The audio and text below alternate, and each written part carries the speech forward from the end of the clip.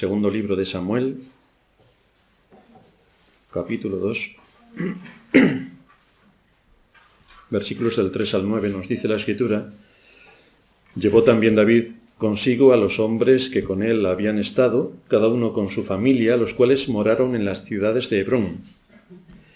Y vinieron los varones de Judá y ungieron allí a David por rey sobre la casa de Judá. Y dieron aviso a David diciendo: los de Jabes de Galaad son los que sepultaron a Saúl. Entonces envió David mensajeros a los de Jabes de Galaad, diciéndoles: benditos seáis vosotros de Jehová, que habéis hecho esta misericordia con vuestro señor, con Saúl, dándole sepultura. Ahora pues Jehová haga con vosotros misericordia y verdad, y yo también os haré bien por esto que habéis hecho. Esfuércense, pues, ahora vuestras manos y sed valientes, pues muerto Saúl vuestro señor, los de la casa de Judá me han ungido por rey sobre ellos. Pero Abner, hijo de Ner, general del ejército de Saúl, tomó a Isboset, hijo de Saúl, y lo llevó a Mahanaim, y lo hizo rey sobre Galaad, sobre Jesuri, sobre Jezreel, sobre Efraín, sobre Benjamín y sobre todo Israel. Estuvimos viendo cómo la providencia ha empezado a encajar todo el puzzle con las distintas situaciones que están ocurriendo en Israel, y en todo su contexto están en guerra contra los filisteos, no lo olvidemos, para que se cumpla en la vida de David las promesas del Señor que él recibió cuando era casi un niño, o más bien era un niño, a través del profeta Samuel, cuando le ungió en privado delante de sus padres y de sus hermanos. Ahora David va a ser ungido en público. Ahora la tribu de Judá lo va a reconocer públicamente como su rey. Y esto no es un asunto de la casualidad, es un asunto del propósito de Dios. Por eso vemos en el versículo 4 de este texto cómo vinieron los varones de Judá y ungieron allí a David por rey sobre la casa de Judá. Él pertenecía a la casa de Judá. Así que se cumplió la promesa de Dios de que él sería rey sobre Israel, y aquí empieza. Pero esto no había pasado de la noche a la mañana, sino que cuando estudiamos la vida de David vemos cómo la providencia ha ido abriendo el camino para que la promesa de Dios se cumpla. No olvidemos que generalmente Dios actúa por medios, o a través de medios, o usando medios para cumplir sus propósitos. Dios ha prometido salvar a su pueblo, pero para ello usa la predicación de su palabra. Cuando su palabra se predica, es lo que toma el Espíritu para aplicarla al corazón de los oyentes y traer la salvación. Si la palabra no se predica, el Espíritu jamás actúa en el limbo. No, el Espíritu actúa tomando la palabra. Cuando la palabra se predica, el Espíritu la toma y la aplica a quien él considera. Pero si no hay predicación de la palabra, no hay ningún tipo de posibilidad de salvación, porque es por medio de la palabra por la que somos salvos. Dios usa medios, por lo tanto, para cumplir su voluntad. Usa a hombres que nos prediquen la palabra, y todos nosotros somos fruto de hombres que anteriormente a nosotros nos han predicado la palabra, la predicaron a nuestros padres, a nuestros abuelos, y así podemos ver una línea a través de las épocas y las edades, cómo Dios ha ido llamando a su pueblo, y siempre lo ha hecho a través de la predicación de su palabra. Usa también a ángeles para anunciar su palabra, como cuando el anunciamiento de nuestro Señor Jesucristo a María, o usa otro tipo de circunstancias para cumplir sus propósitos eternos y envolverlo todo en su providencia para que su propósito se lleve a cabo. Hoy de nuestro texto vamos a destacar dos puntos fundamentales. El primero, cómo la providencia actúa en las manos de Dios. Y el segundo, cómo hay una rebelión continua del ser humano contra Dios. Esto es patológico. Esto es la propia naturaleza del ser humano lo que demuestra. Así que vamos a ver en primer lugar cómo está la providencia en las manos de Dios. Es importante que recordemos que Dios no actúa fuera de la responsabilidad humana. Aunque Dios es el que determina la salvación, tú eres el que tienes que escuchar, aplicar y hacer lo que te corresponde. No es que Él dependa del hombre para hacer su voluntad, sino más bien que lo usa para cumplir su propósito. Aquí estamos ante una paradoja, que es la que os comentaba la semana pasada, en cuanto a nuestra situación en el mundo en el que vivimos respecto al sol. Vemos al sol que sale por el este y se oculta por el oeste. Para nosotros el sol se mueve, pero esto no es así. Somos nosotros los que nos movemos. Y esto ocurre también con la salvación.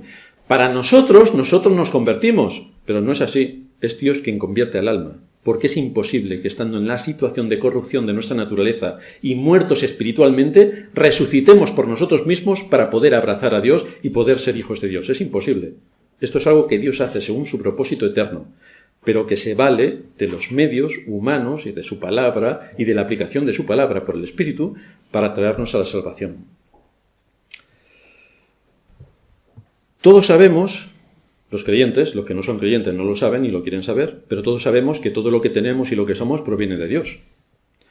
Él nos alimenta cada día. Ahora bien, si tú no vas a trabajar y luego no vas al supermercado a comprar y luego en la cocina no preparas la comida y la pones en el plato, Dios no te pone el plato. Lo tienes que hacer tú, es tu responsabilidad. Dios ha prometido bendecirte, pero tú tienes tu parte de la responsabilidad.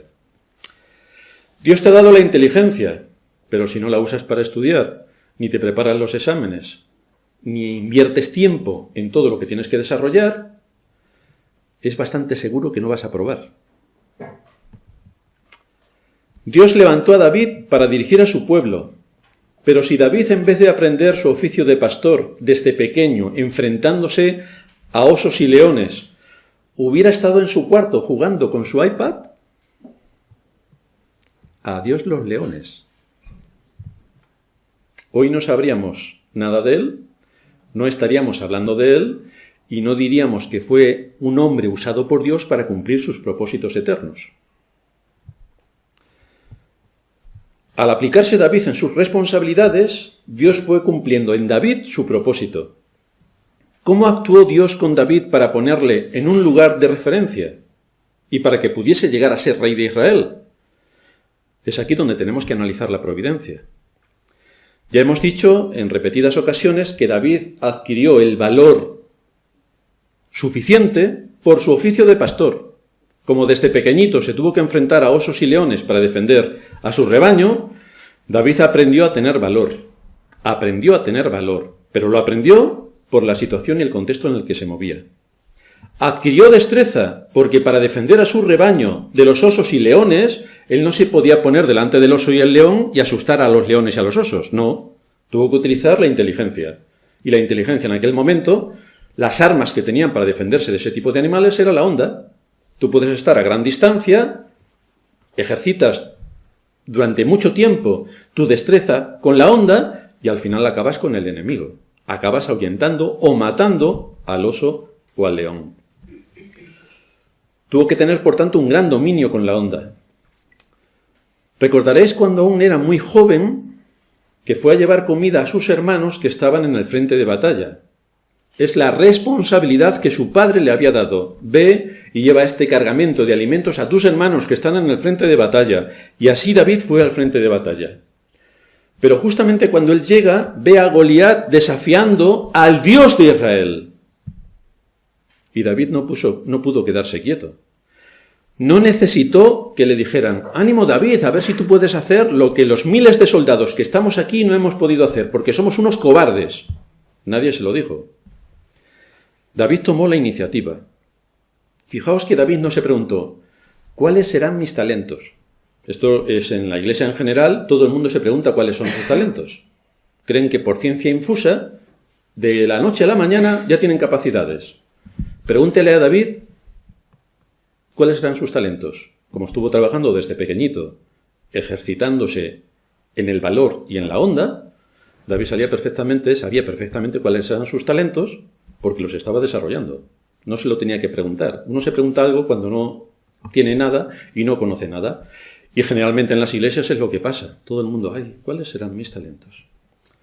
¿Qué dones me habrá dado Dios? Pues si no trabajas no lo vas a saber. Entonces empieza a trabajar y con el desarrollo de tu trabajo saldrán los talentos a relucir. Fijaos, por tanto, que David no necesitó que le dijeran que actuase. Tenemos ahí al enemigo. Nadie le dijo que actuase.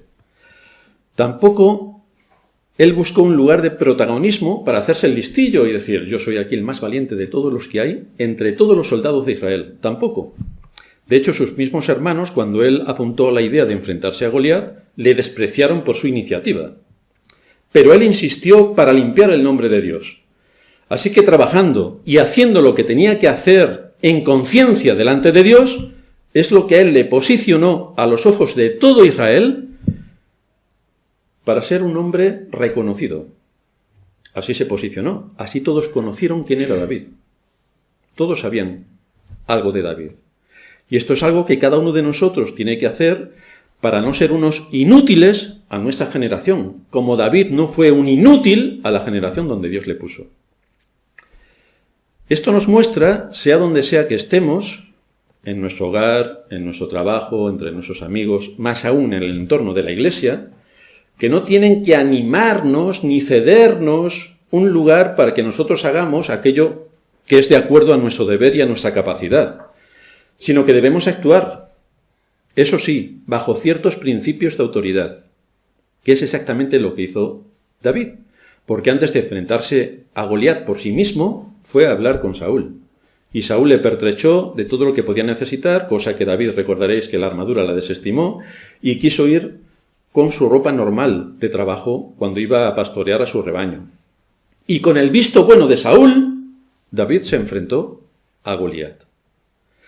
Es importante que esto no lo perdamos de vista, porque tristemente vemos algunos que llegan a la iglesia que se ponen a hacer y a deshacer por sí mismos sin tener en cuenta el orden que Dios ha establecido dentro de la iglesia. Hay muchas cosas que hacer en la iglesia, pero uno no puede hacer las cosas como le venga en gana y como le parezca oportuno. ¿David qué hizo? Hablar con Saúl. Y de acuerdo a lo que Saúl le dijo, y con el visto bueno de Saúl, y con el beneplácito de Saúl, entonces actuó. Y así esperamos que aquellos que vienen a la iglesia y se quieren incorporar a la iglesia, que tengan la iniciativa para hacer muchas cosas, pero que mantengan el orden dentro de la iglesia para que cada cosa esté en su sitio y esta iglesia como casa de Dios esté en orden de acuerdo a lo que las Escrituras nos enseñan. Así que por actuar con iniciativa, bajo la supervisión del rey, su posición de valor ante Goliat dio a conocer a los ojos de todo Israel quién era aquel muchacho de la tribu de Judá que se llamaba David. No lo hubieran podido conocer si David no hubiera ejercido su responsabilidad. Pero esto le hizo notorio a los ojos de todo Israel. Su destreza con el arpa, sabéis que los pastores tienen mucho tiempo libre, cuando van al campo a alimentar sus ovejas, las ovejas están pastando, ¿y ellos qué hacen? Enviar WhatsApps. ¿Ellos qué hacen? David fue inventor de muchos instrumentos musicales, y entonces se dedicó, durante el tiempo libre, mucho tiempo libre que tenía, a ejercer una disciplina como es la música. Por lo tanto, era reconocido porque era un buen arpista. Y de hecho tenemos un montón de la gran mayoría de los salmos son de David, porque en él también había un corazón de poeta que evidenciaba el Dios a quien amaba. Su destreza con el arpa le permitió el que fuera llamado desde la corte de Saúl, porque era reconocido también como un buen arpista, para que fuese a la corte real y pudiese alentar el corazón completamente desbocado de Saúl y traerle tranquilidad. Así que, de esta manera tan providencial, entró en la corte, cumpliendo con sus responsabilidades. Estando en la corte, ya pudo empezar a participar de todas aquellas actividades de los que eran más próximos al rey. Los grandes guerreros, en aquel tiempo no tenían, como hoy hay en la política, gente que va solamente por lo que va. Allí los que había al lado del rey eran grandes guerreros, tenían que liderar los ejércitos. Y por lo tanto David está en ese contexto de los guerreros que están en la corte del rey. Y en ese contexto natural empieza a adiestrarse para las batallas, empieza a adiestrarse para dirigir un ejército. Como asumió bien su responsabilidad, pudo salir junto al rey y su ejército, hasta que él mismo es uno de los capitanes de los ejércitos de Israel. Como era un hombre ya reconocido por su valor, por su liderazgo, se pudo casar con una hija del rey, de manera que entró en la familia real, era yerno del rey. Esto le situó en una posición de reconocimiento a todo Israel. Todo Israel sabía quién era David. Así que no venía del anonimato. Dios le prometió que él sería el próximo rey de Israel, y fijaos que de la noche a la mañana todo el mundo no dijo, bueno, si Dios lo ha dicho, por favor, que quiten a Saúl, que cambien todo, y aquí está David. No. David tuvo que esperar su tiempo. Y en el cumplimiento del tiempo, Dios ejecutó sus promesas. Dios le había ido abriendo las puertas, le había ido dando en el ejercicio de sus responsabilidades una posición de notoriedad. Y David había sido consecuente con todo lo que responsablemente se demandaba de él. De manera que fue posicionándose, cumpliendo con su deber en todas las áreas en las que Dios le había puesto. Así que fijaos, no ha hecho falta un milagro portentoso para que David llegue a ser rey.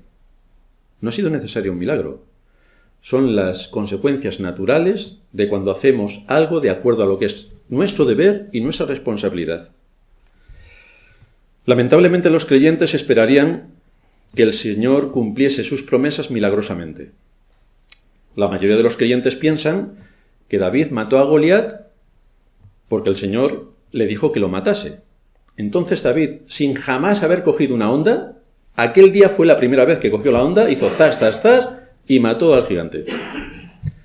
Y así atribuyen asuntos milagrosos a todo lo que hay en las Escrituras. Cuando si nos ponemos a estudiar las Escrituras, vemos cómo Dios actúa a través de su providencia, moviendo todos los hilos de la historia y cumpliendo sus propósitos. Usando a hombres, usando nuestras capacidades, usando nuestras responsabilidades, usando nuestro esfuerzo, usando nuestro valor, usando nuestro sacrificio, y así cumple sus propósitos. Pero quedándonos sentados en un sillón, como antes nos estaba exponiendo Sorín, no vamos a ningún sitio. No somos útiles a nuestra generación, más bien somos inútiles, y no honramos el nombre de Dios. Ni siquiera nos honramos a nosotros mismos. De hecho, el cumplimiento de su promesa eterna por la que juró salvar a su pueblo se llevó a cabo dentro de los cauces naturales de la historia, muchos siglos y milenios después de que Dios hubiera prometido el que iba a salvar a su pueblo. Nos dice el apóstol Pablo que en el cumplimiento del tiempo Dios envió a su Hijo, nacido de mujer. Increíble. El Dios eterno se encarnó y vino al vientre de una mujer, se gestó como cualquier otro niño, dio a luz María como se da a cualquier otro niño y creció en sabiduría como cualquier otro niño. Pero no hubo un milagro portentoso en el que ¡pam! Aquí ha aparecido. No. Entró dentro de los cauces de la historia, dentro de los procesos naturales. Fijaos que como hijo de rey, que era nuestro Señor, hijo de David, que es lo que anunciaban las profecías, nuestro Señor también tuvo que nacer en Belén. Esto era bastante difícil que ocurriera porque José y María vivían en Nazaret, y siendo como era hijo de David, nuestro Señor, David nació en Belén, el cumplimiento de las profecías que caían sobre Cristo también anunciaban que tenía que nacer en Belén. Pero esto era bastante difícil, repito, porque José y María vivían en Nazaret. Y si vivían en Nazaret y las profecías decían que tenía que nacer en Belén, aquí se nos escapa algo. ¿Cómo cumpliría Dios su promesa y sus propósitos para que Cristo naciese en Belén? Atención, Lucas capítulo 2. Aconteció en aquellos días que se promulgó, estamos bajo el Imperio Romano, domina desde el norte de África, prácticamente toda Europa, la mitad de lo que hoy es Gran Bretaña, tiene un dominio colosal. ¿Cómo cumpliría Dios su promesa en la que se anunciaba el lugar de nacimiento de Cristo, el Mesías, el ungido? Aconteció en aquellos días que se promulgó un edicto de parte de Augusto César, que todo el mundo fuese empadronado. Es un edicto del César, con lo cual hay que ponerse a temblar porque esto es de obligado cumplimiento. Este primer censo se hizo siendo Cirenio gobernador de Siria, e iban todos para ser empadronados, cada uno a su ciudad. José y María vivían en Nazaret, de manera que por este edicto de César ya no pueden seguir en Nazaret, porque no eran de allí. Tienen que ir a su lugar de origen, a empadronarse. Así nos dice el versículo 4 de este capítulo 2 de Lucas, que José subió de Galilea, de la ciudad de Nazaret, que es donde vivía, a Judea, a la ciudad de David, que se llama Belén, por cuanto era de la casa y de la familia de David, por lo cual aquí vemos cuál era el cumplimiento de Dios para decir que el Señor Jesucristo sería del linaje real, del linaje de David, para ser empadronado con María, su mujer, desposada con él, la cual estaba encinta, justamente en ese momento. Y aconteció que estando ellos allí, en Belén, se cumplieron los días de su alumbramiento, y allí dio a luz. Así que lo que anunciaron los profetas, ¿veis cómo Dios mueve los hilos de la historia? Pone en el corazón de César que hay que empadronarse, se hacen los edictos, y justamente coincide que María da luz, allí donde la profecía lo anunciaba. ¿Pero qué decían las profecías acerca del Salvador? Esta es una de las consultas que los magos hicieron a Herodes. En el capítulo 2 de Mateo, los magos le preguntan a Herodes, ¿dónde está el rey de los judíos que ha nacido? Porque su estrella hemos visto en el oriente y venimos a adorarle. Oyendo esto, el rey Herodes se turbó y toda Jerusalén con él. Y convocados todos los principales sacerdotes y los escribas del pueblo, les preguntó dónde debía nacer el Cristo. Vamos, estaban de lo más familiarizados porque lo tenían que preguntar. Entonces les dijeron, en Belén de Judea, porque así está escrito por el profeta. Y tú, Belén, de la tierra de Judá, ¿no eres la más pequeña entre los príncipes de Judá? Porque de ti saldrá un guiador que apacentará a mi pueblo Israel. De manera que vemos como Dios en su providencia hizo que de forma natural el edicto del César se diera precisamente en aquel momento, que José tuviera que ir de Nazaret a Belén a empadronarse y que justamente cuando llegan allí, el bebé nace, ni antes ni después. Ahora bien, cuando Dios cumple sus promesas, cuando Dios promete algo hasta que lo cumple, esto no implica que aquellos sobre quienes recaen las promesas sean sacados del mundo o sean inmunes a todas las calamidades, problemas, frustraciones, ataques de un mundo corrupto y corruptor. Cuando Dios te da una promesa, no te promete que vas a ser inmune a todo lo que vaya a acontecer. En el caso de nuestro Señor, si lo analizamos, tuvo multitud de enemigos, multitud, desde siempre. Y eso a pesar de ser quien era, la absoluta perfección, el Dios encarnado, y a pesar de eso tuvo multitud de enemigos. ¿Y cómo es posible? Si el hombre, con lo bueno que es el hombre, no hay más que mirarse al espejo y decir, oh, es que el hombre es bueno de verdad. Sí, pues vino la perfección absoluta y los hombres amaron más las tinieblas que la luz. ¿Por qué? Porque sus obras eran malas. Corazones corruptos, una naturaleza corrupta. Es imposible amar a Dios desde nuestra posición y desde nuestra naturaleza. Cualquiera podría pensar que ante el Dios hecho hombre, todos asumirían y reconocerían su posición y su papel. Pero esto no fue así. Esto a pesar de los muchos milagros que hizo, sanación de cojos, de enfermos, de ciegos, a pesar de varias resurrecciones que hizo, y a pesar de la más increíble resurrección que llevó a cabo en la persona de Lázaro. Muchos de los fariseos y de los sacerdotes, ya que donde murió Lázaro estaba cerca de Jerusalén, como 4 o 5 kilómetros, fueron allí a ver lo que estaba pasando. Y ellos fueron testigos de lo que allí estaba pasando. Y fueron testigos de la resurrección portentosa por la que Cristo sacó de los muertos a Lázaro, que olía por lo podrido que estaba, y lo resucitó. ¿Creéis que le creyeron? ¿No? Automáticamente presentaron su moción al Sanedrín para que este hombre, Jesús, fuese acusado y ejecutado. Este es el odio patológico que el ser humano tiene contra todo lo que huele a Dios, o huele a Biblia, o huele al cristianismo.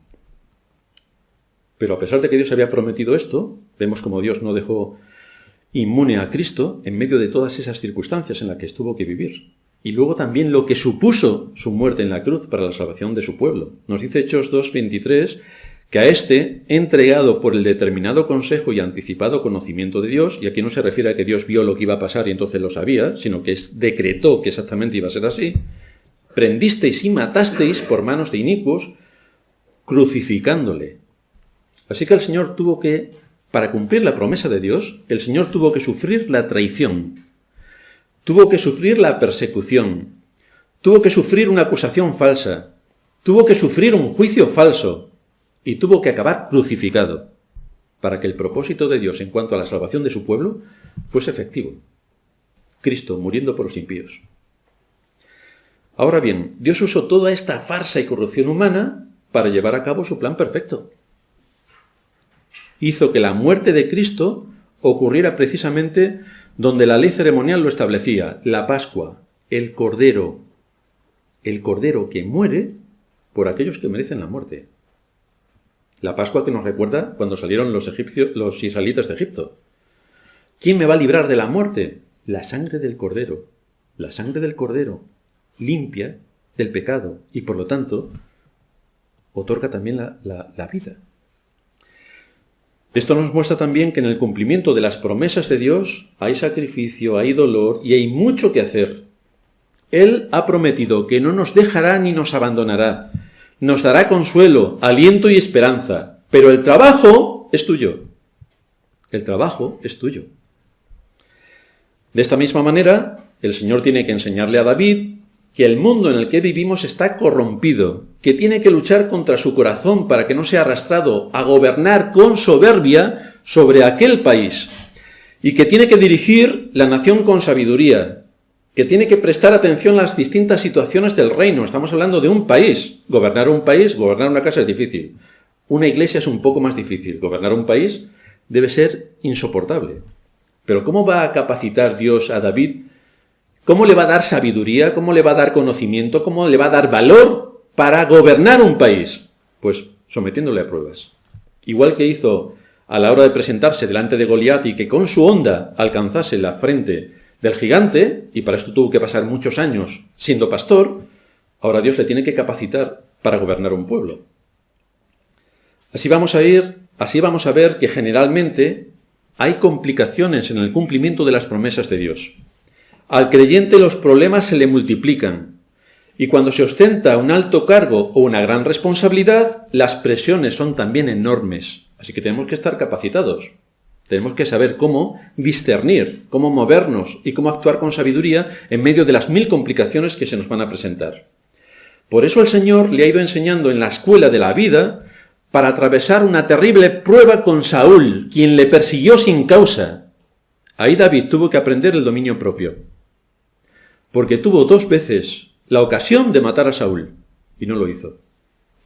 Ahí también Dios le enseñó a cómo asumir sus responsabilidades delante de Dios para honrar a la autoridad, porque Saúl era su rey, no se rebeló contra su rey, no se rebeló. Lamentablemente en las iglesias vemos que muchas se dividen y muchos se van dando coces por una rebelión absoluta contra el ministerio de la iglesia. Esto no lo encontramos en David. David fue leal al rey, a pesar de que le persiguió sin causa.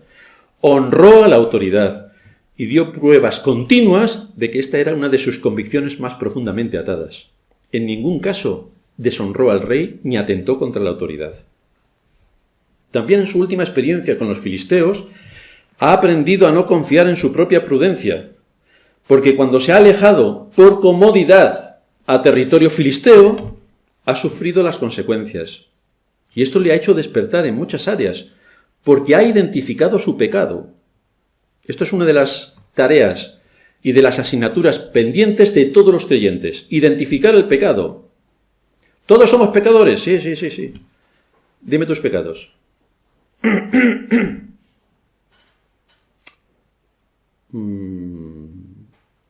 Soy pecador. Ya, pero identifica los pecados. ¿De qué pecados te arrepientes? Es decir, que vas por aquí y tienes que ir por allá. Vamos, pon 3 por lo menos. Bueno, los niños está claro, son desobedientes a los padres, pero no porque ellos se lo crean, sino porque sus padres se lo repiten 7 millones de veces. Entonces, claro, al final asumen que es así, pero no porque ellos estén convencidos, para nada, es porque lo repiten. Pero David sí que supo identificar su pecado. Supo que cambió la comodidad por traición. Y cómo Dios le castigó severamente por esa situación, arrojando a su aldea, a sus mujeres e hijos en manos de los amalecitas. David sí que identificó su pecado e identificó el castigo. Esto le ha llevado al arrepentimiento y ahora le hemos visto confiar continuamente en Dios y continuamente demandar la guía del Señor para los siguientes pasos que tiene que dar. ¿Iré a Judá? Sí. ¿Y de Judá a dónde iré? A Hebrón. Pues va a Hebrón. Y aquí en Hebrón, los principales de la tribu le confirman como rey. No olvidemos que en aquellos tiempos no se necesitaba tener sangre real para llegar a ser rey, porque alguien tiene que ser rey la primera vez, si no, ¿cómo va a haber sangre real? En aquellos tiempos bastaba con que fueras un líder con sabiduría y un guerrero victorioso para ser rey. Hoy tenemos en nuestros líderes políticos lo de guerreros victoriosos. Se nos atasca un poco la voz cuando hablamos de nuestros políticos, pero en aquel tiempo, si tú no eras un guerrero liderando tus ejércitos y cumpliendo las victorias, olvídate de ser rey. Así que los que estaban en posiciones de liderazgo eran hombres de verdad, Por otra parte, tampoco pensemos que los soldados que ellos tenían iban todos uniformados como los romanos. No. Los soldados que ellos tenían eran agricultores y ganaderos. Así que había una convocatoria para ir a la guerra y te ha tocado, o sea, todas las familias aportaban sus hijos para la guerra.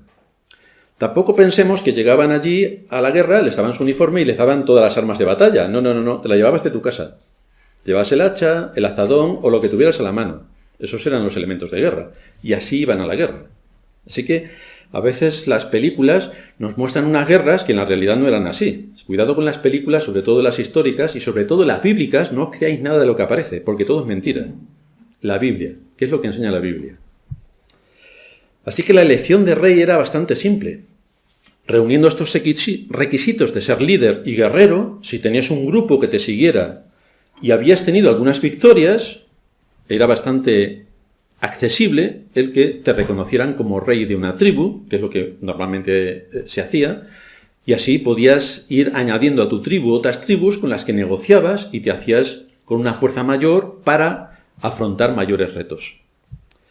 Siendo ya el rey reconocido sobre Judá, sus súbditos le pusieron al corriente de una situación que ya estuvimos viendo en sermones pasados. Dieron aviso a David diciendo: los de Jabes de Galaad son los que sepultaron a Saúl. Y es importante que quienes nos dirigen tengan conocimiento de lo que está ocurriendo, porque todavía los que nos dirigen no son adivinos, no, ni son profetas tampoco.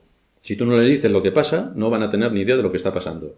Y lo que hicieron estos hombres a David es ponerle al corriente de lo que estos hombres de Jabes habían hecho a favor del rey Saúl. Así que, aprovechando esta situación, el rey David envía una delegación a Jabes, porque buscaba la reconciliación en medio del pueblo de Israel, buscaba la paz en medio del pueblo de Israel. Tenían muchos frentes abiertos, entre ellos los filisteos, que les estaban atosigando por todos sitios, que les habían vencido en la última batalla, que le habían cortado el cuello, la cabeza a Saúl. Tenían muchos problemas externos.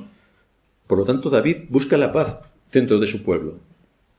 Dios llamó a David, Dios eligió a David, Dios estableció el camino para David. Vemos cómo cada cosa está encajando, de forma natural, a través de la providencia.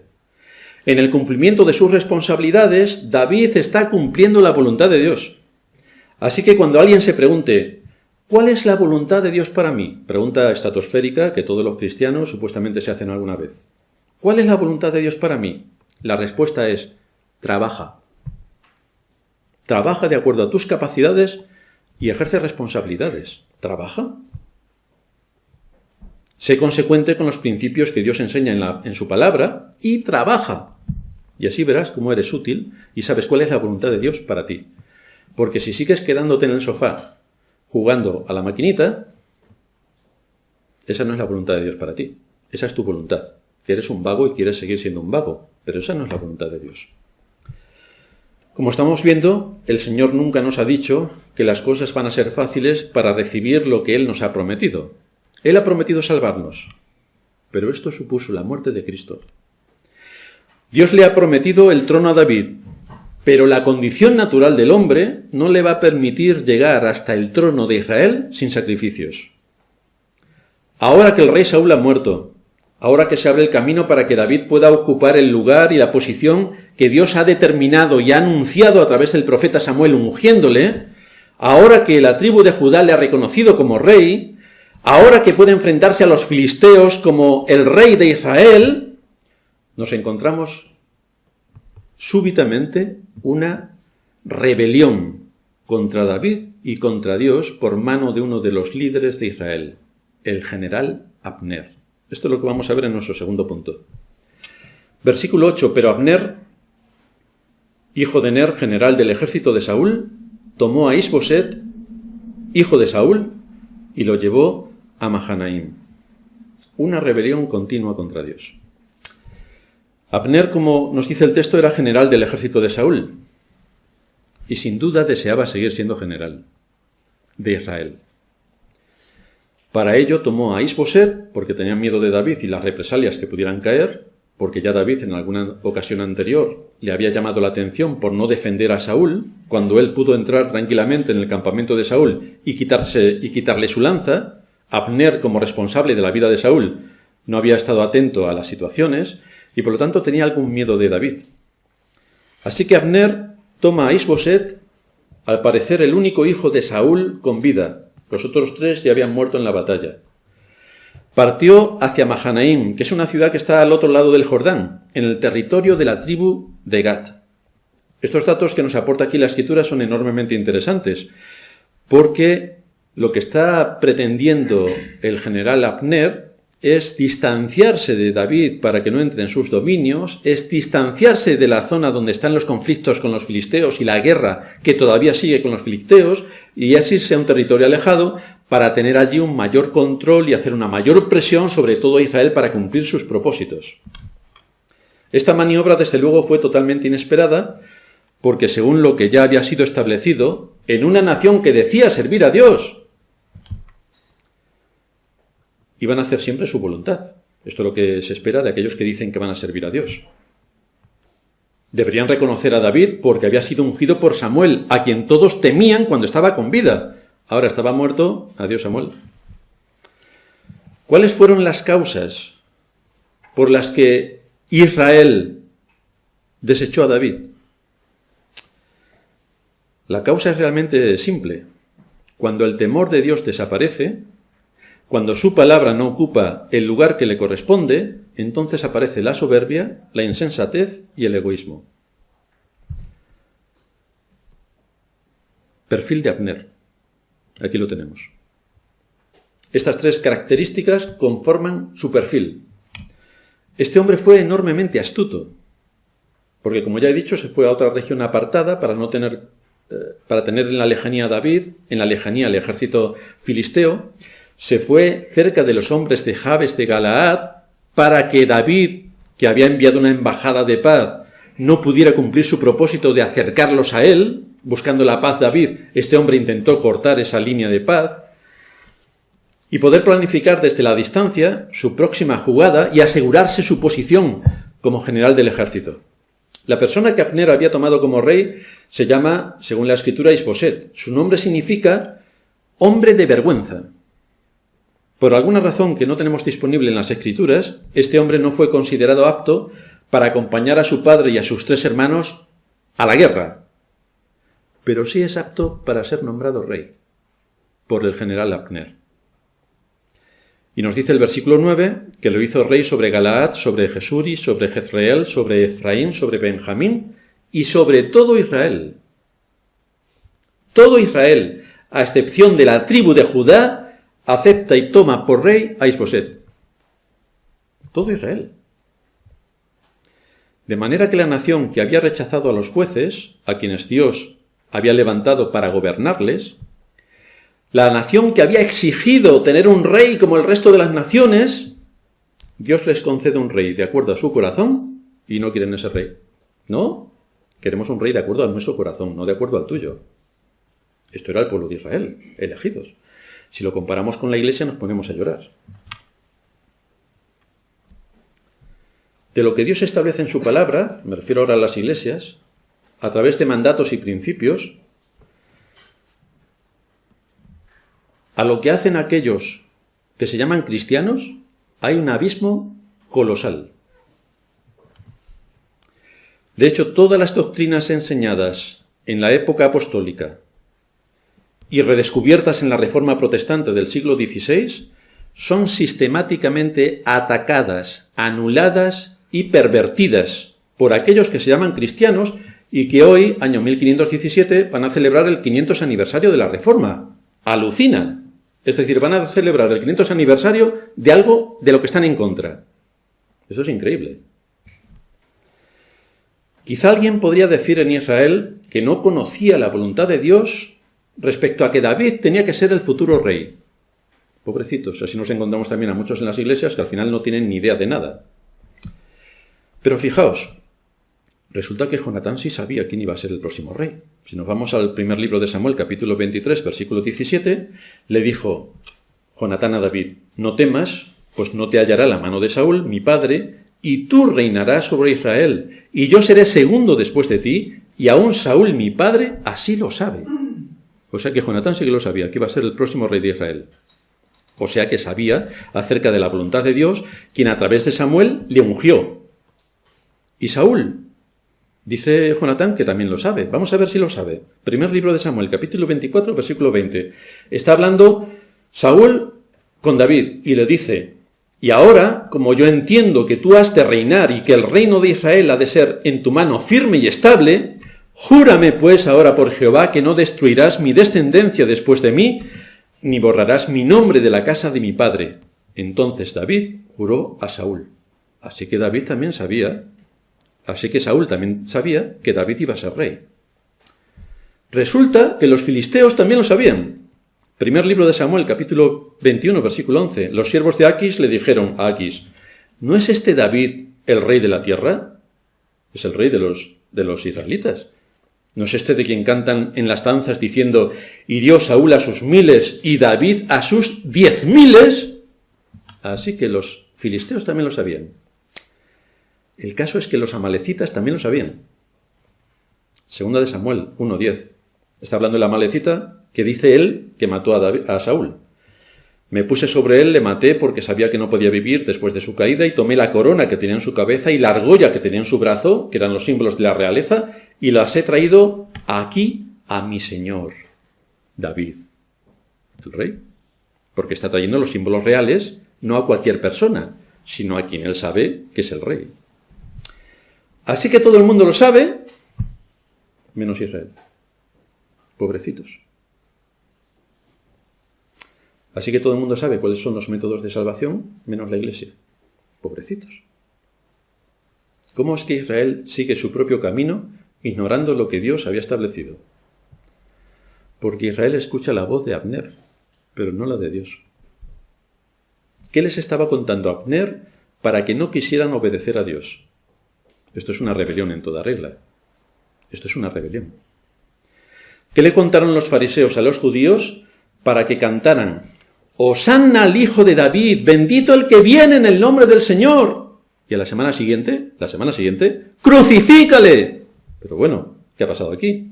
O sea, ¿nos hemos perdido en alguna película porque están aclamando a Cristo como el Salvador prometido y una semana después resulta que hay que crucificarle? ¿Qué es lo que está pasando en la Iglesia? Que en vez de tener temor de Dios, bastante simple, que se obtiene mediante el estudio riguroso de las Escrituras, para extraer de ellas sabiduría y conocimiento, más parecen sectas supersticiosas, organizaciones de espectáculos musicales y asociaciones de terapias de grupo para ver quién dice la mayor necedad. ¿Qué es lo que está pasando en la Iglesia? ¿Cómo pueden ser luz y sal en este mundo si están llenos de tinieblas? Tú coges a una de estas personas y los pones a dirigir un departamento de una empresa, adiós empresa. O sea, si quieres hundir a una empresa, coge a este tipo de personas y los metes a trabajar. Y verás tú cómo funciona la empresa. Ya no te digo nada en un país. No hay temor de Dios delante de sus ojos. No miran las Escrituras como un medio de gracia para hacerles crecer en conocimiento, sino que la usan de forma especulativa. Nadan en la superstición. Desde luego este es el mejor método para despreciar a Dios, hacerle el juego a Satanás e ir camino al infierno. Bienvenidos. Israel está haciendo esto porque no hay conocimiento ni temor de Dios en sus corazones. Por eso están actuando así. No hay conocimiento ni temor de Dios en sus corazones. Escuchan a Abner y no a Dios. Las iglesias de hoy hacen esto mismo. Escuchan al Abner de turno, pero se niegan y reniegan de todo cuando tiene que ver con Dios. De todo. Las doctrinas lo primero. Las doctrinas. Eso me suena a que tienes que estudiar. Y nosotros los creyentes no necesitamos estudiar. Cuanto más tonto seas, más santo eres. Esta es la conclusión. Esto es increíble. Porque los principios de la sabiduría y del conocimiento los encontramos en las Escrituras. Los tesoros de la sabiduría y del conocimiento se encuentran escondidos en Cristo. Si están escondidos en Cristo, tienes que hacer algo para trabajar y sacar a la luz lo que está escondido. Estudiar. Necesitamos pastores que nos enseñen, pastores y maestros que nos enseñan con ciencia y con inteligencia. Todo esto es barrido completamente dentro de la mayoría de las iglesias. Vamos a ver que hoy nos sintamos bien. Por favor, poneros todos de pie, saludad al que está a vuestro lado, le dais 2 besos, luego la mano, luego saltamos 4 veces, luego 18 y cuando salgamos veréis qué relajados estamos. Ya, pero para hacer ejercicio podríamos haber quedado ayer y nos vamos a ir por cualquiera de las pistas que hay alrededor de Madrid para correr un montón y fíjate, corremos varios kilómetros y nos vamos a desahogar todavía más. Pero estas personas, dentro de este tipo de iglesias, se niegan voluntaria y tozudamente a no adquirir conocimiento. No adquirir conocimiento. Y por eso están como están. Por eso el mundo en el que vivimos está como está. ¿Por qué no tenemos principios y valores en el mundo? ¿Por qué? La conclusión clara es que al igual que Israel, el sistema social y político está como está porque la Iglesia ha dejado de ser referente. ¿Qué puede aprender la sociedad del mundo en el que vivimos si entra alguna de esas iglesias? Contádmelo. Aparte de saltar, pero para eso nos vamos a ver al Madrid con el Atleti y saltamos un montón todos. Aparte de saltar, aparte de correr, pero para eso nos vamos a una corrida y salimos corriendo delante del toro con ganas. Pero aparte de eso, ¿qué es lo que está aportando la Iglesia a la sociedad en la que vivimos? ¿Qué aporta? ¿Qué luz aporta? Si comparte todo. Es más, el nivel tal de inteligencia que tenemos en los políticos ahora corresponde al nivel de inteligencia que había entre los dirigentes de la Iglesia desde hace ya bastantes décadas, que era 0. Y eso se ha ido transmitiendo a la sociedad. Y así tenemos el nivel de políticos que tenemos, porque claro, a nivel pastoral es para llorar y no parar.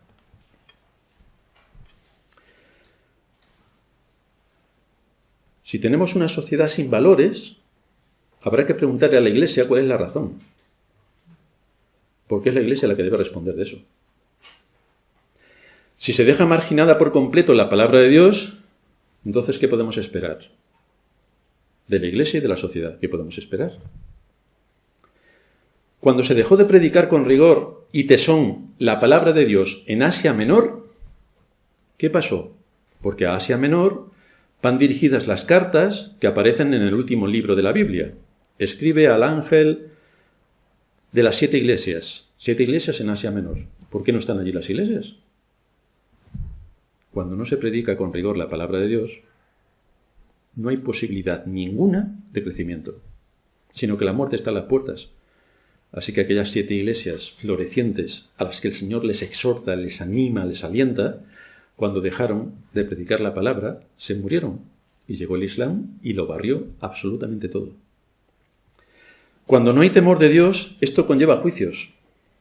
No olvidemos que Israel está en guerra contra los filisteos porque están recibiendo un juicio. No es algo casual que fíjate los filisteos qué malos son y nosotros qué buenos y entonces nos atacan. No, no, no. Es un juicio de Dios sobre ellos. ¿Pueden ir las cosas peor en Israel? Aparte de la guerra que tienen contra los filisteos, ¿puede ir algo peor? Pues sí, van a tener una guerra civil. O sea, que cualquier cosa, por mala que sea, es susceptible de empeorar. No olvidéis nunca esa máxima. Cualquier cosa, por mala que sea, es susceptible de empeorar. Y aquí lo tenemos. Hogares despedazados por la guerra, muertos y más muertos por la guerra de uno y otro bando, el juicio de Dios llevándose a cabo por la desobediencia, por la rebelión y por el pecado de su pueblo. Esta gente no quería nada de Dios. De hecho, fijaos en lo que estamos leyendo en el texto, no les vemos la más mínima preocupación por buscar a Dios. 0. No se dirigen de acuerdo a su voluntad. 0. Despreciaron por completo a aquel que Dios había ungido por rey. Lo despreciaron por completo. Y reconocieron a otro rey en lugar de aquel que Dios le dio. ¿Había temor de Dios en el corazón de Israel? En absoluto. ¿Estaban preocupados por escuchar a Dios y conocer su voluntad? Ni mencionarlo. Escucharon al general Abner y desecharon por completo la voz de Dios. Esto es lo mismo que ocurre en las iglesias de nuestros días, que se dedican a las danzas, al espectáculo y a la terapia, pero no quieren escuchar a Dios ni obedecer a su palabra. Eso les incomoda. Y como les incomoda, ¿para qué lo van a hacer? Con lo divertido que es lo otro. Someterse aquí 45 minutos al sermón anterior, 55 que debemos llevar ya, pues tener quien lo soporte. Con lo bien que nos lo pasamos jugando a las canicas y saltando y bailando y tomando cafés y churros. En el ejemplo que vemos aquí, en la historia que vemos aquí, nos encontramos el mismo caso que Israel, prefiriendo a Barrabás y rechazando a Cristo. El mismo caso. El Señor era su legítimo rey, pero Israel quiso soltar antes a un homicida que había sido apresado y condenado por haber protagonizado una revuelta sangrienta, prefirieron a Barrabás antes que a Jesús. Así que cuando nos dicen que el ser humano tiene libre albedrío para escoger a Dios, entonces Dios te da la salvación, la pone delante de ti. Tú si quieres la coges y si no, no la coges. Bueno, pues habrá que estudiar las Escrituras si eso es así, o es la filosofía especulativa teológica de la Iglesia Católica Romana que en el Concilio de Trento decretó que esto era así y toda la Iglesia evangélica se lo ha creído. Pero esto no es así. Esto es lo que dice el Concilio de Trento, lo que dijo Arminio, lo que anteriormente dijo Pelagio, y esto es lo que la mayoría de los que se dicen cristianos creen, pero esto no es lo que enseña la Escritura. El ser humano tiene libre albedrío. Puede escoger lo malo y lo peor. En ese libre albedrío se mueve, pero ahí se acabó toda la historia. Rechaza el bien, rechaza la libertad y, por supuesto, no quiere saber nada de la verdad. La verdad os hará libres, pero el ser humano no quiere la verdad. Quiere que le cuenten cuentos. Y entonces se los cree. ¿De dónde venimos? Pues venimos del mono, los más espirituales. ¿Alguna nave espacial que aterrizó por aquí? Sí.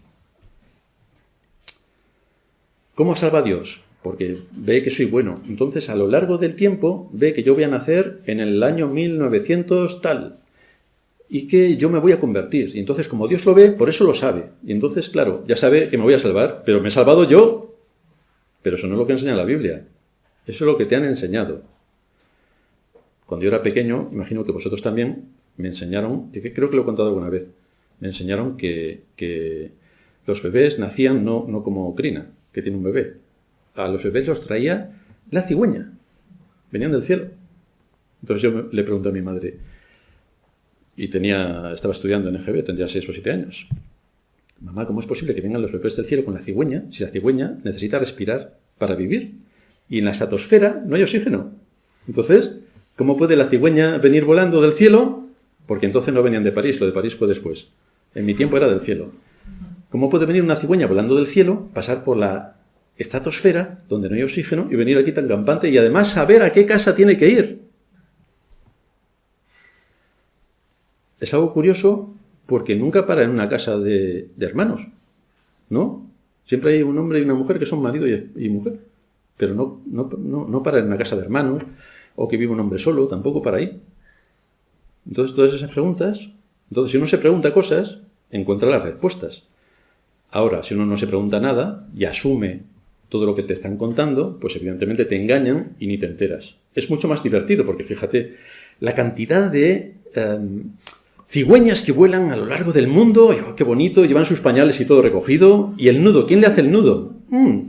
Eso es bastante difícil de hacer, el nudo y ponértelo en el pico, pero bueno. Entonces, si tú no te preguntas, no sabes las respuestas. Así que Abner hizo un trabajo de fondo para conseguir que todas las tribus de Israel, salvo Judá, tuvieran a Isboset como su rey. Es digno de observar que durante todo este tiempo, que duraría 2 años, David estuvo en silencio. ¿Por qué David estuvo en silencio? La respuesta la encontramos en el texto que leíamos antes de 1 Samuel 24:20. Bueno, 22. Cuando Saúl le está diciendo, yo sé que tú serás el próximo rey, júrame pues ahora por Jehová que no destruirás mi descendencia después de mí, ni borrarás mi nombre de la casa de mi padre. Entonces David juró a Saúl. Y aquí vemos cómo David respetó su juramento. David respetó su juramento. No hizo nada en contra de Isboset. Nada. No se movió para quitarlo del trono, ni para decir, este es el dominio que Dios me ha dado, por lo tanto voy a ejecutar la promesa de Dios sobre Israel. Nada. Mantuvo su juramento hasta el fin. Esto supuso un gran periodo de tensión, pero también de madurez y de formación en David. Era una prueba en la que tenía que estar inmerso, pero es una prueba que Dios está usando para fortalecerle.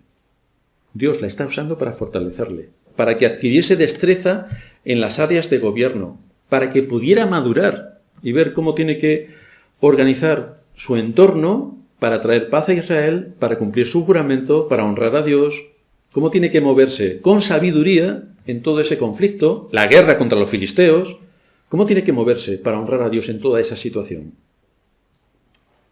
Estaríamos errados si lo viésemos como algo de la mala suerte. Bueno, después de todos los años que llevo esperando, qué mala suerte que ahora sale aquí un Abner. No. Tendríamos que reprender a David si se hiciera la víctima, porque eso le está pasando. Pobre de mí. Siendo hijo de Dios como soy, ¿por qué me pasa esto a mí? Aquí vemos cómo Dios le está enseñando a dirigir una nación. Le está enseñando. Ahora tiene delante de sí una guerra civil. A la vez tiene una guerra contra los filisteos. Debe aprender a actuar con prudencia en todos los frentes que tiene abierto. Debe actuar con cautela. Debe tener dominio propio. Y esto es lo que David está ejercitando en toda esta situación en la que se ve envuelto. Por eso vemos que David no se queja. No hay ningún lamento en él. Esto es lo que estarían esperando que ocurriera muchos de los que se llaman cristianos. Y esto es lo que muchos de los que se llaman cristianos dirían. Pero estarían demostrando que realmente no conocen a Dios ni cómo Dios actúa. Por eso muchos, ante lo que la providencia de Dios trae, muchos se frustran. Otros muchos acaban con empanadas mentales, supersticiosas. Otros acaban amargándose. Otros acaban quejándose de todo. O haciendo lo que comentaba Surin antes. ¿Para qué voy a orar si al final Dios hace lo que tiene que hacer? Pues hombre, tienes que orar porque es un mandato bíblico. Orad sin cesar. Porque tienes que poner en sintonía tu voluntad con la de Dios. No la de Dios con la tuya, que por eso llegas a la frustración. Porque quieres que Dios haga tu voluntad. Es que eres tú el que tiene que ponerte en sintonía con Dios. En sintonía con la voluntad de Dios. Y entonces tienes que orar continuamente para que Dios actúe en medio de los tiempos. A David no le vemos quejándose por todo. Y como muchos hacen, que luego después de la queja viene el reproche hacia Dios, dejan de orar por el enfado monumental que tienen contra él, porque no hace lo que ellos quieren que haga, o se hacen las víctimas, pobre de mí, que me está ocurriendo esto, que a nadie más de los 7.000 millones de personas que habitan en el mundo les ocurre. David no actuó así. Ni le vemos absolutamente nada en este sentido, sino que tiene una situación que tiene que aplicar la sabiduría, el discernimiento, el valor, la fuerza, la determinación y gobernar una nación. ¿A qué conclusiones llegamos? ¿Qué hemos visto hoy? Lo primero es que tenemos que huir de las interpretaciones supersticiosas de la Biblia, que todo ocurre milagrosamente, y todos son milagros. Y le pones un poco de aceite a alguien, sana, luego echas aceite en el suelo y aquello ya es bendecido, y luego tenemos que huir de las supersticiones. Tenemos que huir de la superstición bíblica. Tenemos que huir de la cantinela de que Dios está obligado a que vivamos en este mundo como si estuviéramos en el cielo sin tener ningún tipo de sufrimientos, ni problemas, ni turbaciones. Porque David tuvo tremendos problemas. Y el ejemplo que tenemos en Cristo es incomparable. Desde que nació hasta que murió, problemas sin cesar. La forma en la que Dios usa su providencia en el mundo y en medio de su pueblo siempre cumple su propósito eterno. Por lo tanto, nosotros tenemos que conocer a Dios y cómo funciona Dios y cómo trata Dios su obra a través de la providencia, para que no nos desalentemos, ni nos desmoralicemos, ni entremos en un estado de queja o de amargura, porque en la Biblia encontramos otra cosa. Lo segundo, tenemos que ser entendidos en cuál sea la voluntad de Dios, y tenemos responsabilidades en las cuales actuar. Él nos ha puesto en medio de contextos donde podemos ejercer nuestras responsabilidades, donde se nos llama a ejercerlas. Y cuando las estemos ejerciendo vamos a tener multitud de problemas. Por lo tanto, ahí en esos problemas Él ha prometido que nos fortalecerá, nos guiará y nos consolará. Pero los problemas los solucionamos nosotros. Los problemas los solucionamos nosotros. Y así honramos a Dios, así servimos a Dios y así somos útiles en medio de la generación en la que Dios en su voluntad nos ha puesto. Porque nos ha puesto aquí y ahora. Nos ha puesto en una generación concreta, dentro de unas familias concretas y dentro de una iglesia concreta.